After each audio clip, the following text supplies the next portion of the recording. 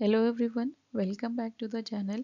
आज हम current affairs के 23 नवंबर से रिलेटेड जो भी इम्पोर्टेंट क्वेश्चंस हैं आज के उसे कंप्लीट करेंगे और साथ का उसका एक्सप्लेनेशन भी हम देखेंगे जिससे कि वो हमें याद रखने में आसानी होगी। तो आज के हमारे फर्स्ट क्वेश्चन है जो इमेज पे वो है international film festival of India 2024 कहाँ आयोजित किया गया। तो इसके ऑप्शंस हैं हैदराबाद, गोवा, मुंबई या फिर न्यू दिल्ली। सही आंसर है इसके ऑप्शन बी, यह गोवा के पणजी में किया गया है। 55वां भारतीय अंतर्राष्ट्रीय फिल्म महोत्सव 20 से 28 नवंबर 2024 तक गोवा के पणजी में आयोजित किया जा रहा है। यह भी खत्म नहीं हुआ है, ये चल रहा है। इस वर्ष महोत्सव का विषय है युवा फिल्म निर्माता भविष्य अभी है। इसीलिए इस वर्ष महोत्सव में युवा रक्त को प्रोत्साहित करने के लिए एक नया खंड और पुरस्कार श्रेणी भारतीय फीचर फिल्म के सर्वश्रेष्ठ नवोदित निर्देशक शुरू की गई है। नेक्स्ट क्वेश्चन देखते हैं। 18 नवंबर 2024 को इसरो ने कौन सा उपग्रह लॉन्च किया और इसका मुख्य उद्देश्य क्या था। तो इसके ऑप्शंस हैं GSAT-19 पृथ्वी अवलोकन के लिए, GSAT-20 ब्रॉडबैंड सेवाओं और इन फ्लाइट इंटरनेट के लिए। नेक्स्ट ऑप्शन है GSAT-21 नेविगेशन सेवाओं के लिए या फिर ऑप्शन डी GSAT-22 मौसम पूर्वानुमान के लिए। तो इसके सही आंसर हैं ऑप्शन बी जो 18 नवंबर 2024 को इसरो ने उपग्रह लॉन्च किया है वो है GSAT-20 और यह है ब्रॉडबैंड सेवाओं और इन फ्लाइट इंटरनेट के लिए। इसमें जो उद्देश्य है इसका यह है तेज इंटरनेट सेवाओं के लिए ब्रॉडबैंड कनेक्टिविटी प्रदान करना और इसे स्पेस एक्स के फॉल्कन 9 रॉकेट द्वारा लॉन्च किया गया है। इसमें होगा जो अब इंटरनेट कनेक्टिविटी होगी वो बहुत ही तेज गति से अब रन करेगी। साथ ही जो फ्लाइट के अंदर इंटरनेट कनेक्टिविटी या नेटवर्क नहीं होता था तो वह इन फ्लाइट भी नेटवर्क रहेगा एक्टिव और यूज़ किया जा सकता है इंटरनेट कनेक्टिविटी को। नेक्स्ट क्वेश्चन है 2025 में G20 की अध्यक्षता कौन सा देश करेगा। इसके ऑप्शंस हैं ब्राज़ील, दक्षिण अफ्रीका, भारत या फिर इंडोनेशिया। तो इसके जो फर्स्ट ऑप्शन है ब्राज़ील, तो ब्राज़ील ने अभी किया है 2024 वाला, इस साल ब्राज़ील के पास ही है तो ये ऑप्शन नहीं हो सकता। ऑप्शन सी में है इंडिया, तो इंडिया ने 2023 का मेजबानी किया था तो इंडिया भी नहीं हो सकता। तो 2025 का जो है वो दक्षिण अफ्रीका है सही आंसर।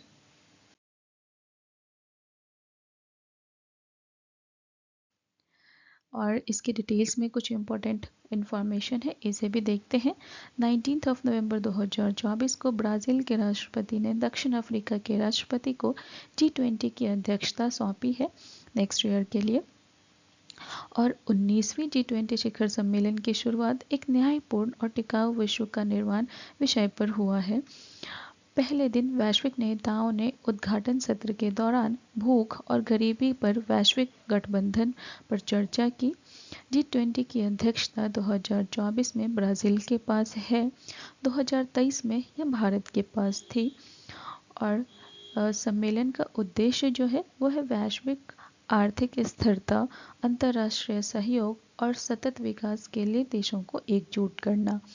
इसमें सदस्य देश जो है वो है G20 में 19 कंट्री और यूरोपीय संघ शामिल है। सदस्य देश वैश्विक जीडीपी का 85%, व्यापार का 75% और जनसंख्या का 2/3 प्रतिनिधित्व करते हैं। ये थे G20 से रिलेटेड इम्पोर्टेंट पॉइंट्स, इसे ध्यान में रखना ज़रूरी है। नेक्स्ट क्वेश्चन है कौन सा गठबंधन national biodiversity strategy fund action plans tracker विकसित करने के लिए जिम्मेदार है। तो इसके ऑप्शंस हैं UNEP, WWF, IUCN या फिर वर्ल्ड बैंक। तो इसके सही आंसर है option B world wide wildlife fund for nature WWF के लिए यह जिम्मेदार है। यह ट्रैकर जैव विविधता नीतियों को पारदर्शी और सुलभ बनाने के लिए बनाया गया है और राष्ट्रीय जैव विविधता प्रतिबद्धताओं की प्रगति की निगरानी करता है। इसका उद्देश्य जैव विविधता संरक्षण और पारिस्थितिकी तंत्र पुनर्स्थापन को बढ़ावा देना है। नेक्स्ट क्वेश्चन देखते हैं, भारत के पहले स्वदेशी रूप से विकसित एंटीबायोटिक लक्ष्यीकरण रोगाणुरोधी प्रतिरोध का नाम क्या है? इसके ऑप्शंस हैं एजिथ्रोमाइसिन, सिप्रोफ्लोक्सासिन, नेफिथ्रोमाइसिन या फिर अमोक्सोसिलिन। तो इसके सही आंसर है ऑप्शन सी। जो इस AMR का नाम है वह है नेफिथ्रोमाइसिन। इसके से रिलेटेड कुछ इंपॉर्टेंट इन्फॉर्मेशन है वो देखते हैं। नेफिथ्रोमाइसिन जो है ये एक वर्कहार्ट द्वारा विकसित किया गया डोज है, दवाई है और भारत का यह पहला स्वदेशी रूप से उत्पादित एंटीबायोटिक लक्ष्यीकरण रोगाणुरोधी प्रतिरोध AMR है। यह समुदाय अधिग्रहित बैक्टीरियल निमोनिया को इलाज के लिए इसे डिज़ाइन किया गया है और यह एजिथ्रोमाइसिन की तुलना में 10 गुना अधिक प्रभावी है। यह महत्वपूर्ण सफलता 14 वर्षों के अनुसंधान का अनुसरण करती है और इसका उद्देश्य AMR के वैश्विक स्वास्थ्य संकट को संबोधित करना है जो सालाना लाखों मौतों के लिए जिम्मेदार है।